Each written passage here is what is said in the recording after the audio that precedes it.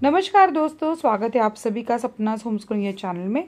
तो आज हम 7वीं कक्षा हिंदी के पाठ्य पुस्तक में से दूसरी इकाई की दूसरी कविता बेटी युग, यह कविता आनंद विश्वास जी ने लिखी है और यह कविता मैं आपको सिखाने वाली हूँ।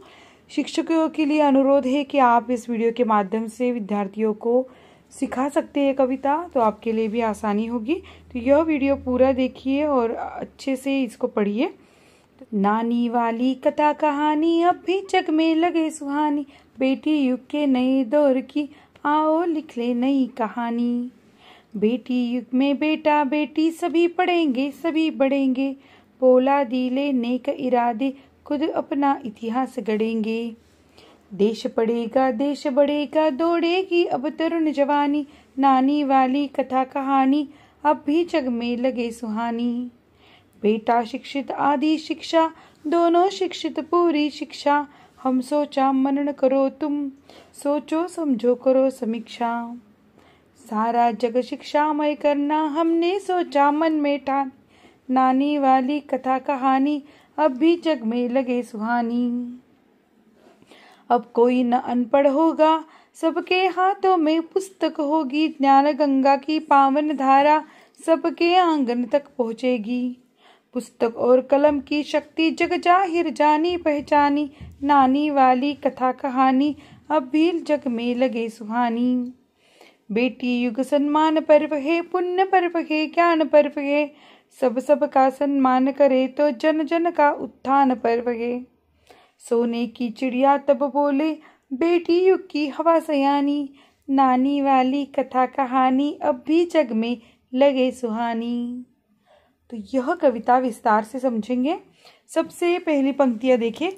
नानी वाली कथा कहानी अब भी जग में लगे सुहानी, इन पंक्तियों का अर्थ है। इस पंक्ति में कवि ने पारंपरिक नानी वाली कहानियां जो आपने सुनी होगी दादाजी से, नानी जी से, नाना जी से, उन कहानियों का उल्लेख किया है। आज भी समाज में प्रासंगिक और प्रेरणादायक लगती है। ये कहानियां न केवल मनोरंजन करती है बल्कि शिक्षा और मूल्यों का भी स्रोत है। तो यह कहानी हम जब भी पढ़ेंगे सुनेंगे तो हमें बहुत प्यारी लगती है। तो यही बात यहाँ पर हमें कवि बताते हैं। इस कहानी में ये बोलते हैं कि बेटी युग के नए दौर की आओ लिख ले नई कहानी।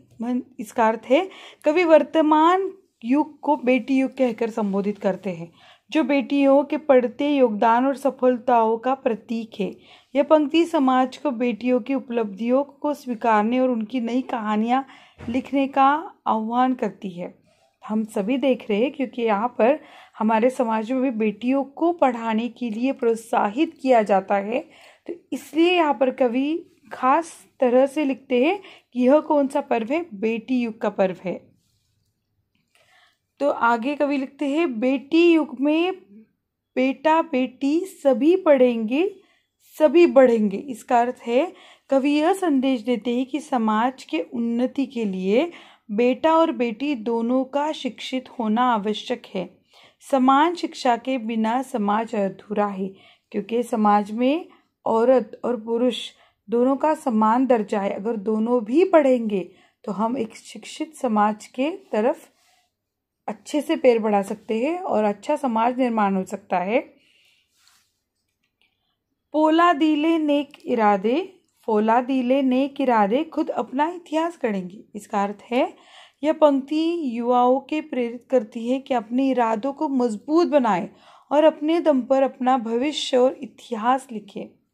यहाँ पर कवि प्रेरणादायी भाषा का इस्तेमाल करते हैं, जैसे पोलादी इरादे ये शक्ति और दृढ़ संकल्प का प्रतीक है।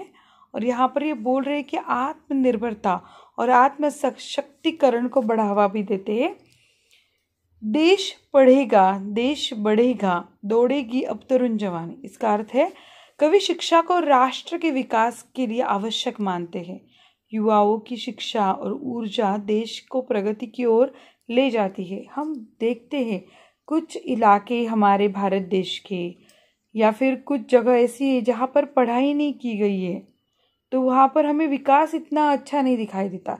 और जहाँ पर पढ़ाई और शिक्षा को महत्व दिया गया है वहाँ पर हमें अच्छे से विकास दिखाई देता है। बेटा शिक्षित आदि शिक्षा दोनों शिक्षित पूरी शिक्षा। इसका अर्थ है कवि इस पंक्ति के माध्यम से बताते हैं कि केवल बेटों को शिक्षित करना पर्याय नहीं है, बेटा और बेटी दोनों की शिक्षा से ही समाज और राष्ट्र की पूर्ण प्रगति हो सकती है। यह बात हमें वो बता रहे हैं। तो यहाँ पर हमें सामाजिक चेतना का संदेश दे रहे हैं कि आप ये शिक्षा के असमान वितरण पर सवाल उठाता है कि कई जगह पे बेटियों को पढ़ाया नहीं जाता, इसलिए उन्होंने खास करके बोला गया है उन लोगों के लिए कि अगर बेटा पढ़ाओगे ना आप तो वो आधी शिक्षा है, अगर बेटियों को भी पढ़ाओगे तो पूरी शिक्षा है। तो यहाँ पे समानता का संदेश दिया गया है और बहुत ही सरल शब्दों में उन्होंने बहुत ही गहरी बात बताई है। हमने सोचा, मनन करो तुम, सोचो समझो करो समीक्षा।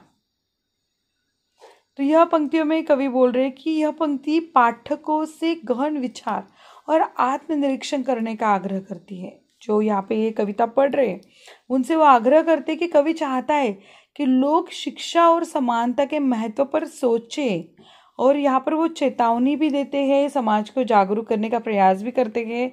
तो सोचो समझो करो समीक्षा, यह आत्मविश्लेषण और सही निर्णय लेने का संदेश हमें देते हैं। सारा जग शिक्षामय करना हमने सोचा मन में ठानी। तो इन पंक्तियों का अर्थ है कवि ने शिक्षा को पूरे विश्व में फैलाने और इसे सबके लिए सुलभ बनाने की कल्पना की है। इसका अर्थ होता है सिर्फ हमारे गांव या हमारे राज्य या हमारे देश तक इस विचार को सीमित नहीं रखा है, तो पूरा जग हमें शिक्षामय करना है। तो बहुत ही महान उद्देश्य यहाँ पे कवि ने किया है, लिखा है। और मन में ठानी, तो इन्होंने यहाँ पे प्रेरणा दिखाई है, संकल्प बनाया है तो हमारे लक्ष्य को प्राप्त किया जा सकता है। नानी वाली कथा कहानी अब भी जग में लगे सुहानी। तो कविता की अंतिम पंक्ति फिर से पारंपरिक कहानियों की सुंदरता और प्रेरणा को दोहराती है। तो अभी आगे हम कुछ और भी पंक्तियां हैं। अब कोई ना अनपढ़ होगा, सबके हाथों में पुस्तक होगी। तो अनपढ़ मतलब यह पंक्तियां हमें ही बताती है कि समाज में अशिक्षा को समाप्त करने का संकल्प दर्शाती है।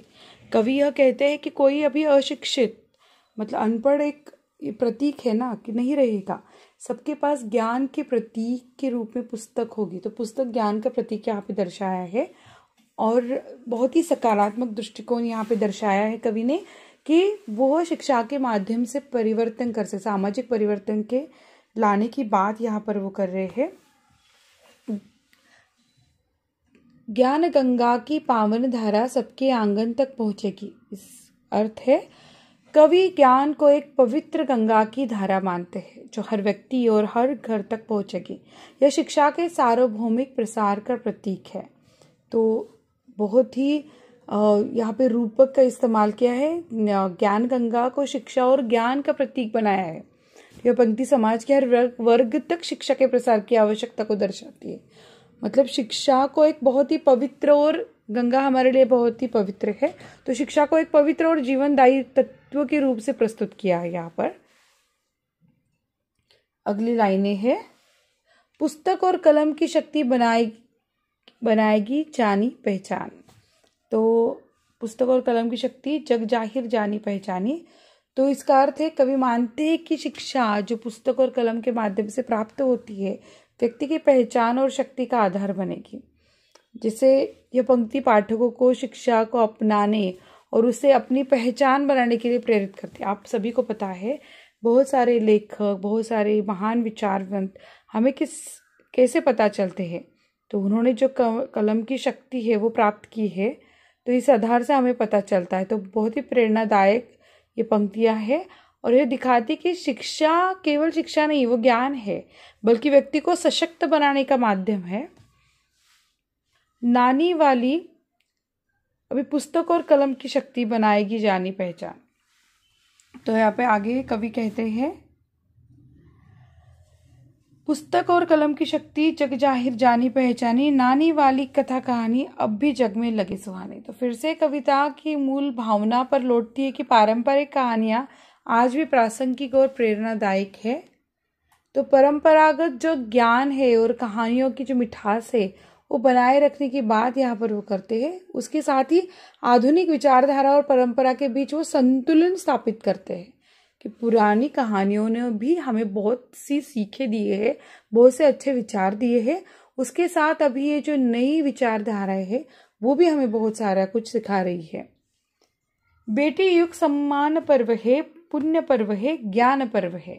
तो इसका अर्थ है कवि बेटी युग को एक ऐसा समय बताते हैं जो शिक्षा, समानता और सम्मान का पर्व है। यह बेटियों के महत्व और उनकी उपलब्धियों का उत्सव है, क्योंकि सम्मान पर्व और ज्ञान पर्व जैसे शब्द बेटियों के सशक्तिकरण का महत्व दर्शाते हैं। यह पंक्ति बेटियों की उपलब्धियों को समाज में उचित स्थान देने का संदेश देती है। सबका सम्मान करे तो जन जन का उत्थान पर्व है। बहुत ही अच्छी लाइन है, बहुत ही सकारात्मक ये पंक्तियां है। यदि समाज में हर व्यक्ति एक दूसरे का सम्मान करे तो हर समाज में उत्थान का पर्व बन सकता है। यह सामाजिक समरसता का संदेश है, यहाँ पर कवि ने दिया है। और सामाजिक सुधार के लिए भी पंक्ति आपसी सम्मान और समावेशिता की बात करती है, तो बहुत ही सकारात्मक है ये।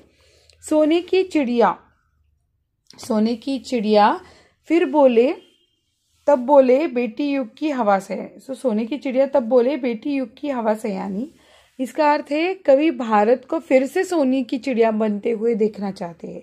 तो आपने वो गीत सुना होगा, यहाँ डाल डाल पे रहती सोने की चिड़िया। तो पहले हमारे देश को सोने की चिड़िया बोला करते थे, तो उन्होंने कवि ने फिर से सपना देखा है कि सोने की चिड़िया बनते हुए देखना चाहते हैं। तभी संभव है जब बेटियों का युग हो और समानता का वातावरण बने। मतलब अगर बेटियां सभी शिक्षित हो, समानता हो अपने देश में, तो जरूर हमारा भारत फिर से सोने की चिड़िया बनेगा। तो बहुत ही अच्छा राष्ट्रवाद यहाँ पे दिखाया है। भारत के गौरवशाली अतीत का, जो हमारा अतीत था, उसका प्रतीक है सोने की चिड़िया। और यह पंक्ति दर्शाती है कि बेटियों के सशक्तिकरण से देश का पुनर्जागर होगा, देश फिर से सशक्त होगा, समृद्ध होगा। नानी वाली कथा कहानी अब भी जग में लगे सुहानी। तो अंतिम पंक्ति कविता को सार्थक तरीके से समाप्त करती है। यह परंपरा और प्रगति के बीच सामंजस्य को दर्शाती है। तो यह जो कवि जो पंक्ति का दोहराव है ना, फिर से नानी वाली कथा कहानी अब भी जग में लगे सुहानी, तो यह पंक्ति कविता की शुरुआत और अंत को जोड़ती है। तो सार क्या है कि परंपरा और आधुनिकता को दोनों का महत्व यहाँ पे रेखांकित किया हुआ है। तो कविता के मुख्य विशेषताएं तो यहाँ पे शिक्षा, समानता, बेटियों के सशक्तिकरण पर आधारित है और सरल और बहुत ही प्रभावशाली तरीके से यहाँ पे हमें संदेश दिया हुआ है शिक्षा और समानता का। तो बेटी युग जो प्रेरणादायक रचना है, काव्य है, तो बेटियों के महत्व और शिक्षा के प्रसार के बारे में है। आपको ये कविता अच्छी लगी क्या? तो इस कविता को आपके सामने प्रस्तुत किया है। मेरा नाम है सपना टीचर, जो मैं पुणे जिले के तलेगांव दाभाडे से आपके लिए वीडियो बनाया था। आपको अच्छा लगा क्या? आपके शिक्षकों की क्या राय है इस बारे में, वो भी मुझे ज़रूर बताइए। क्या मैं आदरपूर्वक उस राय को स्वीकार करूँगी और आपके कमेंट्स का मुझे इंतज़ार रहेगा। मिलते हैं अगले वीडियो में। धन्यवाद।